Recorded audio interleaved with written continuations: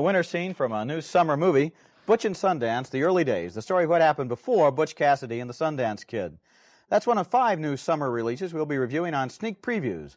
2 movie critics looking at scenes from and discussing the new movies in town. And across the aisle from me is Gene Siskel, film critic of the Chicago Tribune.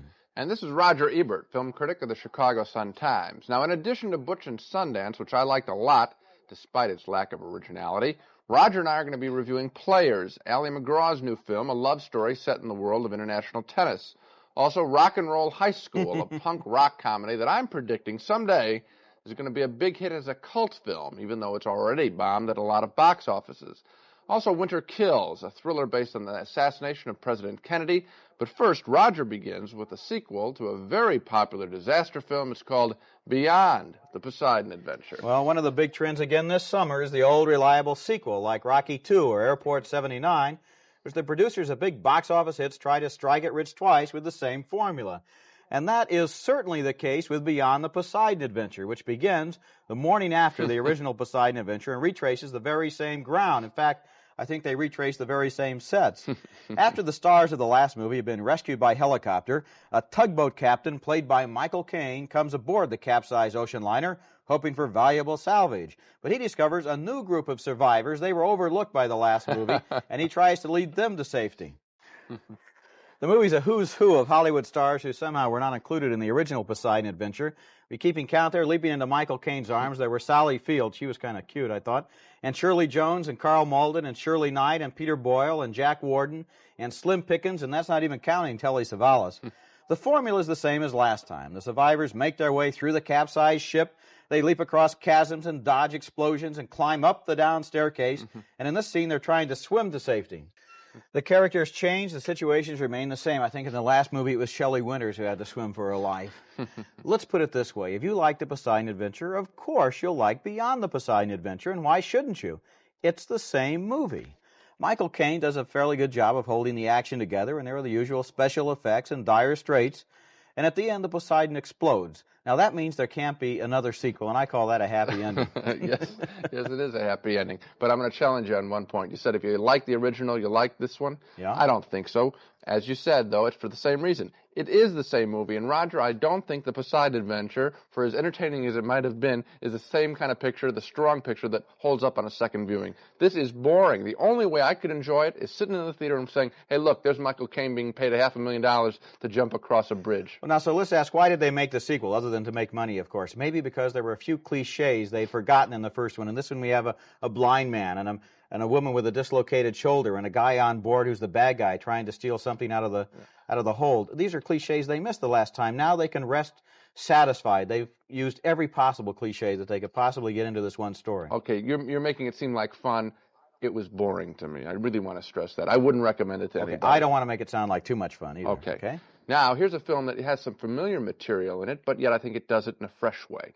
In the movie business, there's a peculiar creature known as the cult film, films that aren't necessarily hits when they're first released, but eventually they find an audience, and it's typically young people. These cult films end up playing for years and years at midnight shows and at revival film houses. Now, I think an innocent little high school comedy called Rock and Roll High School has a chance of becoming a cult film, of joining the ranks of pictures like Harold and Maude and the sing-along Rocky Horror Picture Show. In Rock and Roll High School, the mean new high school principal has devised a machine that measures the effect of rock music. Together with 2 teachers, she conspires to clamp down on her rock music-crazy student body. Great. Now, what we're dealing here with, obviously, is not Citizen Kane. Rock and Roll High School is not a great movie, but it's a very entertaining one with more energy than any of the pictures we've got on the show. And it has all the traditional elements of summer movies made for young people. Rock music, cars, kids trying to burn down their high school. Come on, this is your all-American fantasy. The music is good, the characters are broadly drawn. This is just the kind of film that kids love to learn by heart so they can sing along with it. And I found it very entertaining, too. Well, I found this movie kind of a close call. Now, I can't really recommend it, but I did enjoy it. It's got a lot of energy. I enjoyed the Ramones. Yeah, I like the girl who played Riff Randall. P.J. Souls is her name. P.J. Souls. I like the situation, just kind of our Miss Brooks with punk rock thrown in. Yeah. I can't quite go as far as you go. Now, you say this is going to be a cult movie, right? I think it's going to make it. I think it's going to make it. This film, in many ways, has the same appeal as Grease, only this one's a little rougher. Grease was supposedly going to be about tough kids. These kids are, break it up a little bit more. I enjoyed it. Okay, well, 6 months from now, I'll come back and see if it's playing at midnight or not. Okay. I can't quite recommend it, but yet I wouldn't quite tell you not to go. How's that for sitting right on the fence? Anyway, we've had a lot of movies this year about sports, about boxing and wrestling and football and basketball and bowling. Now comes a tennis movie. It's inevitable. It had to come sooner or later. It's called Players. It's about a young tennis hustler played by Dean Paul Martin, who's also, and this is the message of the film, he's also a player at life. He can't seem to make a commitment. It's your good old basic Hollywood emotional trauma, and so he hits the tennis circuit, hustling bets in cooperation with an accomplice who sneaks him signals from the stands. That was Steve Guttenberg as the partner making the bets, and I guess you could see that Dean Paul Martin is a pretty good tennis player, but his life changes one day when he meets Ally McGraw, who plays an older woman who's the mistress of a European millionaire.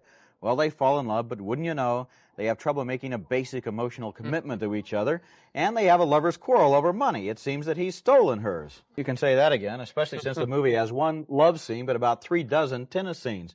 It's all told as a flashback from the finals at Wimbledon, and that's one of the problems with the movie. Players has so much tennis, we don't care about the love affair, and the tennis is so predictable, we don't care about it either, and really there's nothing more deadly than a movie that cuts back and forth between two stories while we're trying to decide which one we'd rather do without.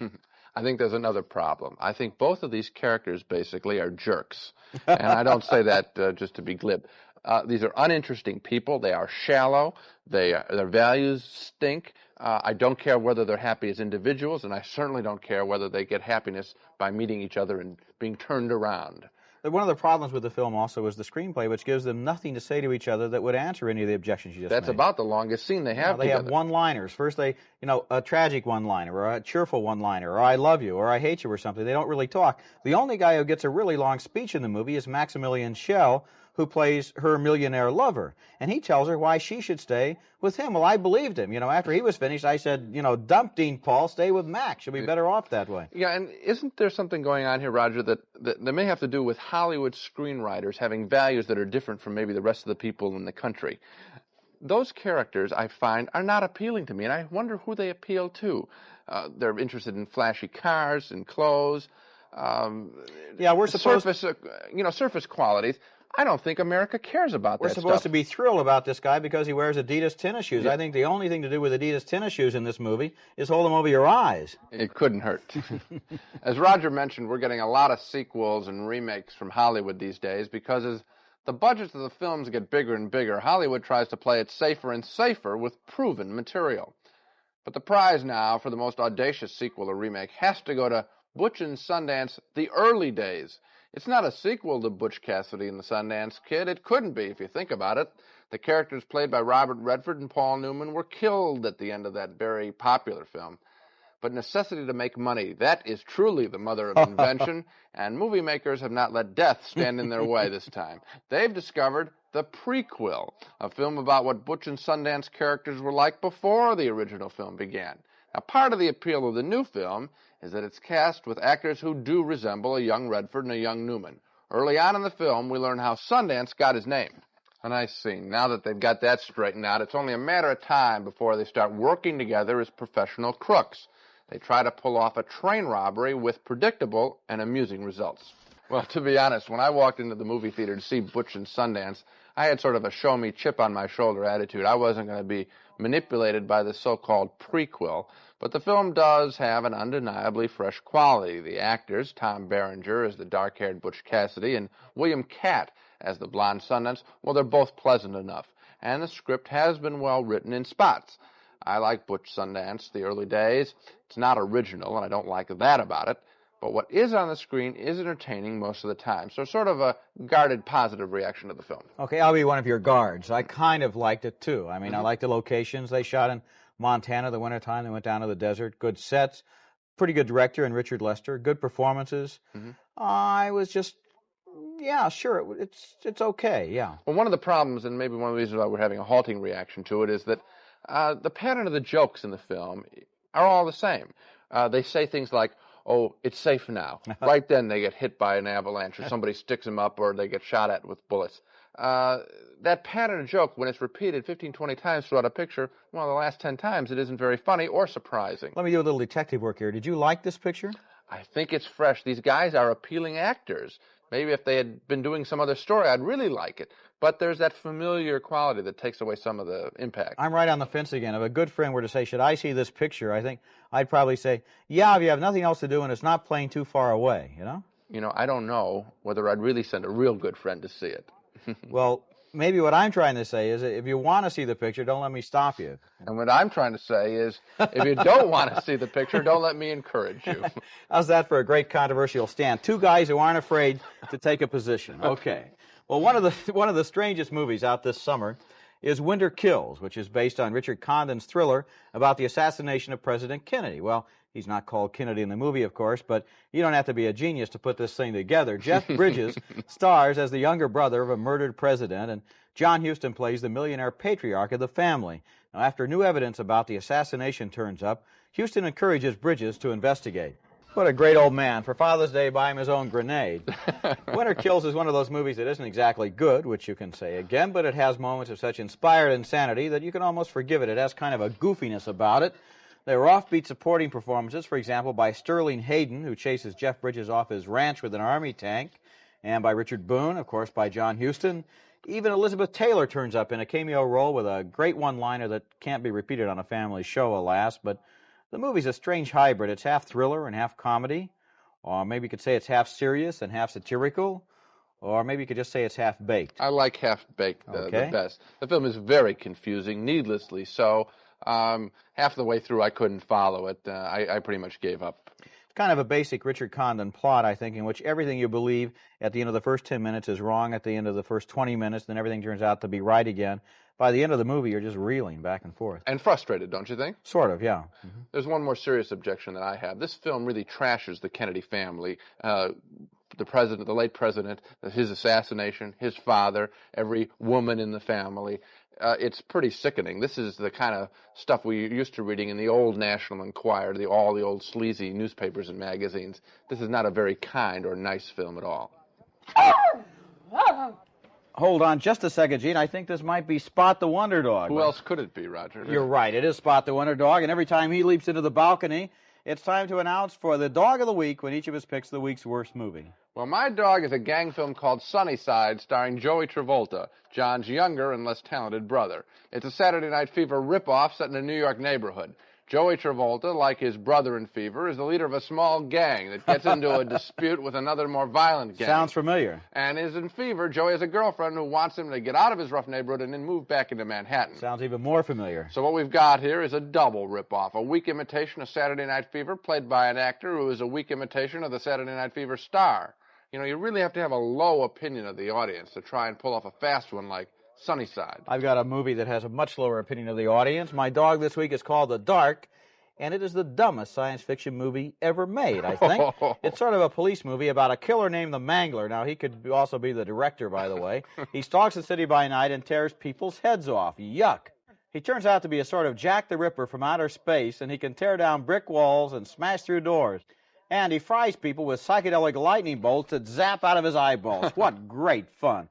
Not only do we never figure out what the monster is or where he came from or why, but at the end we can't even figure out what happened to him. That's in spite of the fact that an announcer comes on and advises mankind that we must always be afraid of the dark. If he's talking about this movie, he's certainly right. All right, we'll skip both pictures.